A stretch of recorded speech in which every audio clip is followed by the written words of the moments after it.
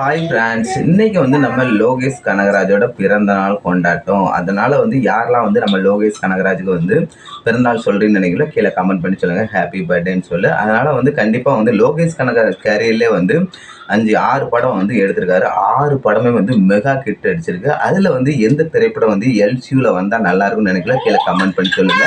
ஒன்று மாநகரம், 2வது கைதி, 3வது நம்ம விக்ரம், 4வது மாஸ்டர், 5வது லியோ, 6வது நம்ம கூலி. இந்த திரைப்படத்துல 6 திரைப்படத்துல எல்சியூல எந்த திரைப்படம் வந்தா நல்லா இருக்கும் அப்படின்னு நீங்க நினைக்கல, கீழே கமெண்ட் பண்ணி சொல்லுங்க. எனக்கு லியோ திரைப்படம் எல்சியூல வந்தா நல்லா இருக்கும் அப்படின்னு நினைக்கிறேன். ஆனா ரஜினி ரசிகர்கள் எல்லா ரசிகரும் நீங்க எது நினைக்கிறீங்களோ அதை கீழே கமெண்ட் பண்ணி சொல்லுங்க, நானும் தெரிஞ்சுக்கிறேன். கண்டிப்பா லோகேஷ் கனகராஜ் திரைப்படம்னாலே மெகா ஹிட், பட்டை கிளப்புன்னு தான் சொல்லணும். அவர் எடுத்த லியோ திரைப்படம் 650 700 கோடி வசூல் பண்ணி பட்டை கிளம்பிருந்து தமிழ் சினிமாலேயே நம்பர் 1 அந்த திரைப்படம் தான் இருக்கு.